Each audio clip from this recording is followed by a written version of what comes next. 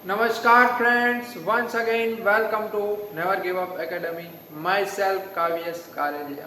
आज की इस वीडियो लेक्चर में हम रामायण के एक अनोखे प्रसंग के बारे में चर्चा करने वाले हैं और साथ में देखेंगे कि वास्तविक रूप से ये रामायण लिखने की प्रेरणा कहाँ से प्राप्त हुई। एंड फ्रेंड्स, आप सभी लोग मुझे काव्येश किशोर भाई कारेलिया के नाम से फेसबुक, ट्विटर, इंस्टाग्राम आदि जैसे सोशल प्लेटफॉर्म से जुड़ भी सकते हो, जहाँ पे मैं नियमित स्वरूप से ऐसे ही इंटरेस्टिंग इंफॉर्मेशन शेयर करता हूँ जो आप सभी को यूजफुल होगी, ऐसी मैं आशा भी रखता हूँ। अब हम बात करते हैं रामायण के बारे में। आप सभी को पता ही होगा कि हमारे पूरे भारत देश में लॉकडाउन का माहौल चल रहा है और हम सब लोग अपने अपने घर में कितने दिनों से बंद है।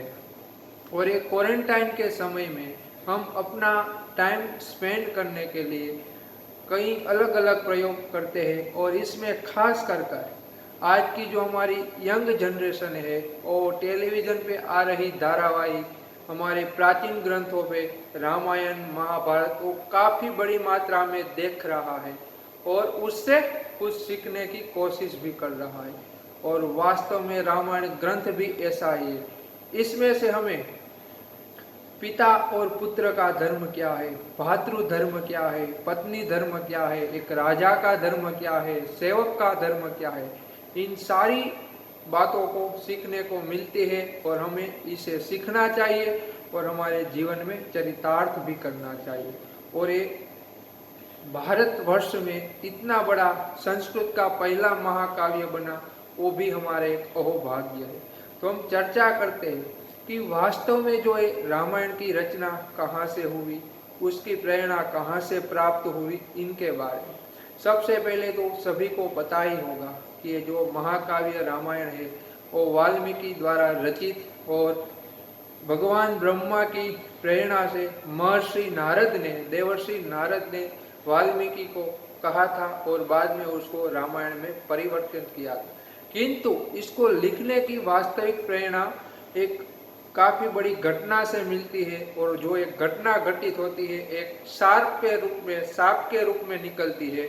इसके बारे में जाने तो हम, एक ब्रह्म मुहूर्त का समय था, तब ऋषि वाल्मीकि और उसके साथ उसका शिष्य भारद्वाज मुनि दोनों अपने नित्य कर्म स्नानादि को करने के लिए गंगा नदी की तट की ओर चले जाते हैं।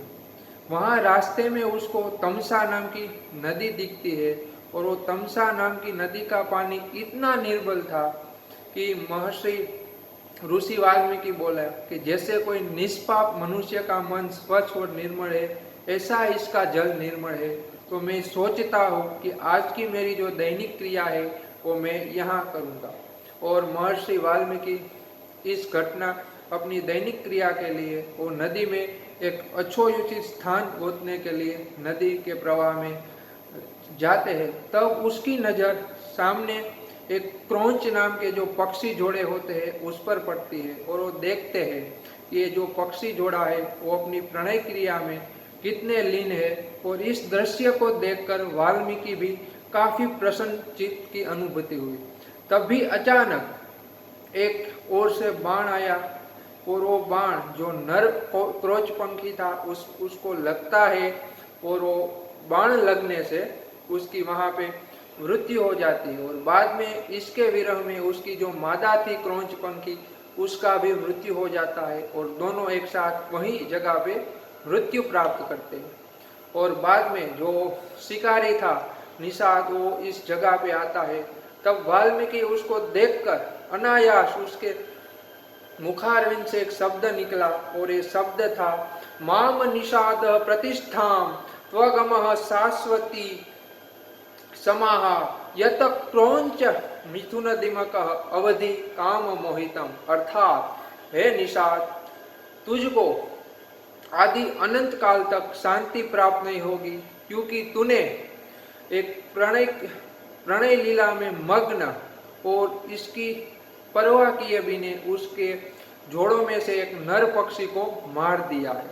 और इसी श्राप की वजह से पूरी रामायण का निर्माण होता है, ऐसा बोला जाता है। बाद में वाल्मीकि ऋषि और साथ में भारद्वाज जी आश्रम की ओर लौटते हैं, तब वाल्मीकि ऋषि उसको बोलते हैं कि ये इतनी छदबंद रचना ऐसे ही अनायास मेरे मुख से निकली क्यों?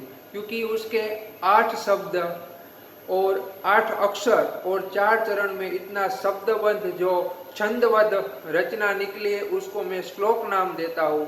और श्लोक अनायास नहीं बोला जाता, इसके लिए फ्यूचर में कुछ बड़ी काव्य की रचना करनी पड़ती है। और ये सोचकर वो अपनी आश्रम में चले गए और वो ध्यान लगा कर बैठे। तब स्वयं ब्रह्मा जी ने वाल्मीकि को दर्शन दिया और उसको वधित कराया कि आपको, जब देवर्षि नारद ऋषि ने जो आपको रामायण की कथा कही थी, अब उसका समय आ गया है और आप मर्यादा पुरुषोत्तम श्री राम का पूरा जीवन चरित्र संस्कृत भाषा में काव्य के रूप में बनाइए और पूरे विश्व को, फ्यूचर में पूरी सृष्टि को इसमें से सीखने के लिए कुछ ना कुछ मिलता रहे, ऐसा कीजिए। बाद में वाल्मीकि पूरे रामायण ग्रंथ की रचना करते हैं। बाद में वो अपने आश्रम में लव कुश को उसके गायन के रूप में सुनाते हैं और सिखाते हैं।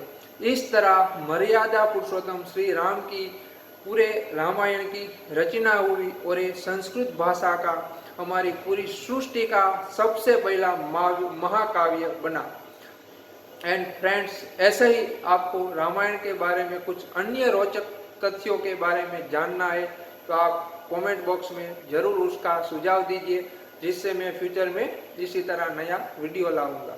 एंड फ्रेंड्स, फिर से मैं आप सभी को एक रिक्वेस्ट करता हूँ, ये लॉकडाउन का माहौल चल रहा है तो आप अपने घर में रहिए और सुरक्षित रहिए, और तभी हमारा देश कोरोना की फाइट को जीतेगा और कोरोना वायरस हारेगा। आज के वीडियो लेक्चर में बस इतना ही। अगर फ्रेंड्स ये वीडियो आपको पसंद आया, इसको एक लाइक कर दीजिए, साथ में अपने फ्रेंड सर्कल में इसको शेयर भी कर दीजिए। और अभी तक आपने मेरे चैनल को सब्सक्राइब नहीं किया है तो प्लीज़ उसको सब्सक्राइब भी कर लीजिए। ऐसे ही मेरे वीडियो को देखते रहिए और सदा मुस्कुराते रहिए। मिलते हैं नए वीडियो में, तब तक मुझे इजाज़त दीजिए। जय श्री राम, जय हिंद।